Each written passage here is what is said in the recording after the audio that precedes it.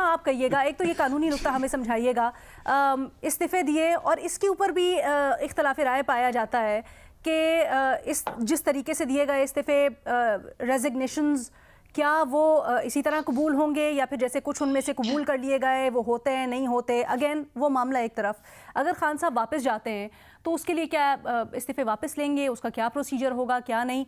और दूसरी बात, ये जैसे भट्टी साहब कह रहे हैं कि पिछली उनकी जो 8-9 महीने की सियासत है बड़ी कामयाब रही, ये नहीं हम कह सकते कि उनको कामयाबी नहीं मिली, इवन अगर वो वापस जाने का फैसला भी करते हैं तो। इसके ऊपर आपकी क्या राय है? जी शुक्रिया लीना।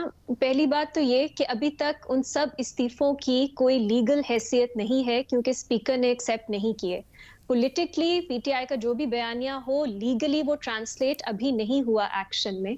तो अगर वो वापस लेना चाहते हैं इस्तीफे, वो ले सकते हैं। अच्छा। लेकिन अगर स्पीकर जो है वो इस्तीफे एक्सेप्ट कर लेते हैं, उसमें मैंने पहले भी जिक्र किया था, इसमें हमारी बहुत जजमेंट्स मौजूद हैं हाई कोर्ट्स की, सुप्रीम कोर्ट की, जो कहती हैं कि स्पीकर को अपनी सेटिस्फैक्शन उनकी करना जरूरी है कि विलिंगली दिए गए हैं इस्तीफे या नहीं। तो ये हम देखते हैं, लेकिन मुझे इसमें कोई लीगल रुकावट इस वक्त नजर नहीं आ रही। ऑफ कोर्स अभी उन्होंने ऐलान नहीं किया, जब वो वापस जाते हैं तब देखते हैं क्या सूरत हाल होगी।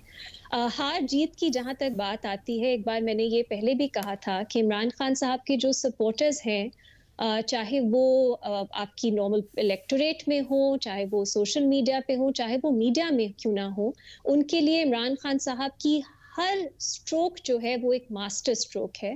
चाहे वो आपस में ही कॉन्ट्रडिक्ट क्यों ना करती हो, हमारे लिए वो एक बाजीगर बना के पेश किए जाते हैं, जिनकी हर हार में हमें उनकी जीत ही नजर आती है। अब आप ये बात देख लीजिए कि इस्तीफों से उन्हें क्या हासिल हुआ। ये हम छोड़ देते हैं कि इलेक्शंस में उन्होंने क्या कुछ हासिल किया नहीं किया, बाकी उनके जो पॉलिटिकल मैनूवर्स थे वो उनके लिए कामयाब साबित हुए नहीं हुए। असेंबली से बाहर रह के उन्होंने क्या अचीव किया, मुझे तो कुछ नजर नहीं आता। क्या असेंबली से बाहर रहने की वजह से उन्हें वोट्स मिले? क्या असेंबली से बाहर रहने की वजह से वो पंजाब असेंबली डिसॉल्व कर सके? इसमें क्या लिंक है? कोई लिंक नहीं है। और ये हम शुरू से बात करते थे कि अगर वो इलेक्शंस चाहते हैं, इलेक्शंस के लिए तो नेशनल असेंबली में गवर्नमेंट और opposition care taker setup establish करती है। तो अगर वो असेंबलीज में ही नहीं है तो वो केयर टेकर सेटअप का हिस्सा ही नहीं बनेंगे। फिर पहले से ही वो कह रहे हैं इलेक्शन कमीशन जो है वो पीडीएम की बी टीम है, तो फिर वो क्या इलेक्शंस को मानेंगे, क्या उनके नताइज मांगेंगे? लेकिन मुझे ये लगता है कि उन्होंने अपने ऑप्शंस खुले रखे हैं। और ये भट्टी साहब की बात बिल्कुल दुरुस्त है कि वो किसी चीज पे भी बयानियां बना लेते हैं, लेकिन थोड़ी इंट्रोस्पेक्शन हमें भी करनी चाहिए। क्या हमारी अक्ल, हमारी समझ है या नहीं है? वो जो भी हमें कहेंगे हम मान लेंगे। शुरू से चाहे वो अमेरिकन कंस्पिरेसी की बात हो, चाहे वो यहाँ पे पाकिस्तान में हैंडलर्स की बात हो, वो तो ये बात करते हैं, सियासी जमात का काम है बयानिया बनाना। लेकिन अगर वो झूठा बयानिया है तो अगर हम टीवी पे एनालिसिस कर रहे हैं, हमें उसको कहना चाहिए ये झूठ है। हमें ये नहीं कहना चाहिए कि वो इतना कॉन्फिडेंटली कह रहे हैं कि ये उनकी विक्ट्री है। झूठ बोलना विक्ट्री नहीं हो सकती, खास तौर पे तब जब आपके सामने अनरावल कर गई हो पूरे जो झूठ है। तो इसकी जो बात है, आपका सवाल, उनको असेंबली से बाहर रह के कुछ नहीं मिला।